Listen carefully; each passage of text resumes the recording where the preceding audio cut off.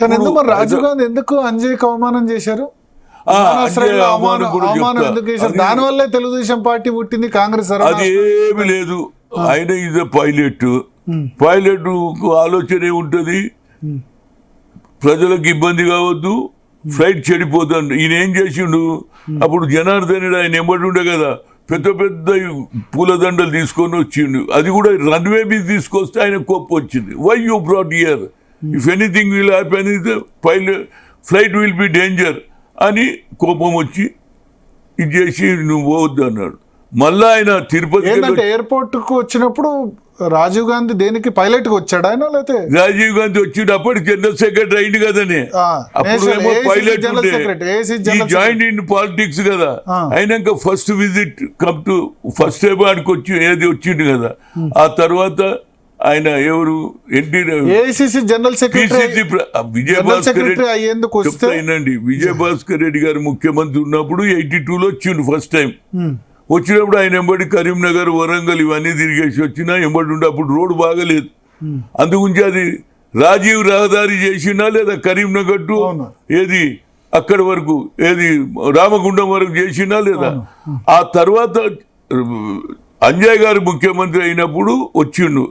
వచ్చి తిరుపతి పోవాలంటే ఈయన ఎయిర్పోర్ట్లో, నేను అప్పుడు యూత్ కాంగ్రెస్ ప్రెసిడెంట్ కదా, నన్ను చేసిండు కదా. అయితే నేను కూడా అన్ని పెద్ద పెద్ద ఈయనేమని ఈయన ఫోటో దొరకదా రాజీవ్ గాంధీ నేను పెట్టేసిన. అయితే ఈయన ఏం చేసిండు, బయట ఏది మన టెంప్ట్ వేయించి డాష్ వేయించేసి పెద్ద పెద్ద దండలు హనుమంతరావు చేస్తూ నువ్వు కూడా చేయండి, ఈయన పెద్ద దండలు పట్టుకొని రన్వే మీదకి వచ్చిండు. రన్వే మీద రాగానే కోపం వచ్చింది. No, this is not correct అని నేను ఎక్కియలే. మళ్ళీ నేను ఆయన ఎంబడి పోయినుంటి హెలికాప్టర్లో, మళ్ళీ తోల తిరుపతిలో ముఖ్యమంత్రి అంజయ్ ముఖ్యమంత్రి మళ్ళీ దిగి వచ్చినాక తిరుపతిలో అంతా సంజాయించి తీసుకొచ్చి ఆయన ఇంటికి పోయినాం. మళ్ళీ అక్కడికి ఏది మన సికింద్రాబాద్ అది క్రిస్టియన్ కాలేజీలో ఉంటే ఆడ కూడా అడ్మిట్ అయినా. దాన్ని ఏం చేసిండు ఎన్టీ రామారావు, అందులో ఆత్మగౌరవం అని దాన్ని పబ్లిసిటీ చేసి, కానీ is not that person to insult.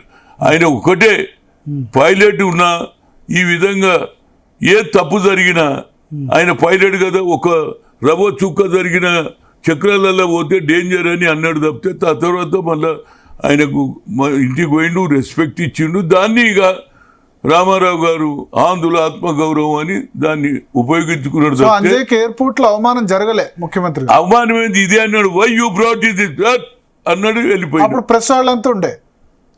Press వాళ్ళంతా ఉండేనా, పేపర్ వాళ్ళంతా ఉండి ప్రెస్ వాళ్ళతో ఏమన్నా ప్రెస్ వాళ్ళు లోపలికి ఎట్లా వస్తాయి. ఇక్కడ జరిగిన సంఘటనను ఎన్టీ రామారావు క్యాచ్ చేసుకున్నాడు. ఆంధ్రుల ఆత్మగౌరవమా వీళ్ళ అని అంటే, అప్పుడు ఆయన సినిమా డైలాగులు అప్పటికి 1 year తిరిగిండు కదా ఎవరు.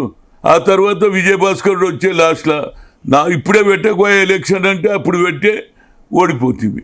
అది జరిగింది. అంటే నాకు అప్పటి నుంచే రాజీవ్ గాంధీని రాజకీయాలు తేవడం నా ఫస్ట్ పార్ట్. అదేవిధంగా చెన్నారెడ్డి గారు గాంధీని రాజకీయాల్లో తెచ్చినప్పుడు అప్పుడు రాహుల్ గాంధీ సైకిల్ తొక్కుతుండే ఇంట్లో గార్డెన్లో. రాహుల్ గాంధీ గార్డెన్లో సైకిల్ తొక్కుతుండే. అప్పుడు రాహుల్ గాంధీ గార్డెన్లో సైకిల్ తొక్కుతుండే, చాలా చిన్నపిల్లాడు అప్పటికి, 12-13 ఏళ్ళే.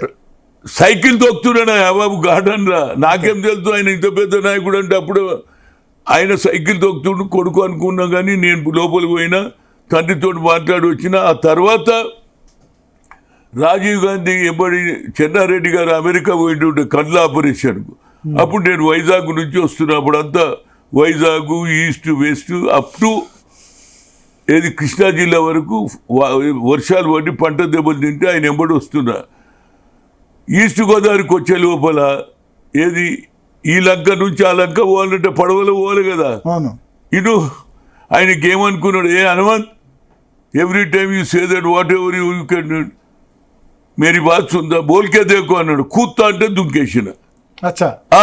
అంటే నీళ్ళలో దుంకుతావా, పడవ నడుస్తున్నప్పుడు దుక్కుతావా అని అడిగిండు లీడర్. నేనన్నా లీడర్ చెప్పినాక సవాల్ లేదని దుంకేసిన. దుంకగానే ఆయన ఏమనుకున్నారు, వీడు దుంకిండు అని పరేషాన్ అయిపోయిండు. అంత బట్టలన్నా నల్లగా అయిపోయి మీదకి ఎక్కినాక అడిగిండు, హనుమంత్ తెరకు తీర్నాతగా నీకు ఈత వస్తుందా అని అడిగిండు. నేనన్నా లీడర్ అడిగినాక ఈత ఆలోచన చేయొద్దు, లీడర్ చెప్పిండు గుర్తు చేసినట్టు. ఇక అప్పటి నుంచి ఆయనకు ఇంకా ప్రేమ నా మీద. ఆ మాట సోనియా గాంధీ కూడా చెప్పిండు, చూసిన హనుమంతుడు. ఆ మాట ఇప్పటికి కూడా ఆమె జ్ఞాపకం ఉంది. అంటే మై క్యారెక్టర్ ఈజ్, నేను ఒక సామాన్య కుటుంబంలో రాజకీయంలో ఎవడు నన్ను పుష్ చేయలే. నా సొంతంగా సంజయ్ గాంధీతో పరిచయం, సంజయ్ గాంధీ తర్వాత రాజీవ్ గాంధీ తోటి పరిచయం, 5 పాయింట్ ప్రోగ్రాంలు ఇంప్లిమెంట్ చేసిన హైదరాబాద్ సికింద్రాబాద్లో చెట్లు పెట్టడం కానీ, ఈచ్ వన్ కానీ, ఫ్యామిలీ ప్లాన్ అన్ని మనం చేసినాం కాబట్టి పాపులర్. ఆ తర్వాత అదే గుర్తించి ఫ్యామిలీ ప్లానింగ్ కూడా చేశారు ఎమర్జెన్సీ టైంలో. ఫ్యామిలీ వెల్ఫేర్ అంటే ఉండే కదా అప్పుడు, రాజీవ్ గాంధీ ప్రోగ్రాంలు ఉండే కదా, అది కూడా ఇంప్లిమెంట్ చేసినాం కదా. ఓకే, అప్పుడే కదా వీళ్ళందరూ ఏది రాజీవ్ గాంధీ అగైనెస్ట్ అనేది పెడితే అది ఏది ప్రోగ్రామ్ లో కూడా చెప్పిండ్రు కదా. అప్పుడు సంజయ్ గాంధీ మీద ఆరోపణలు ఉండే కదా, ఈయన ఫ్యామిలీ ప్లానింగ్ చేస్తున్నాడు, మనకు 3 పిల్లలు పుట్టించేది లేదంటున్నాను ప్రచారం చేసినా 77లో ఓడిపోయింది ఇందిరాగాంధీ. ఈనండి ఈ పాయింట్ ఎవరు చెప్పలే.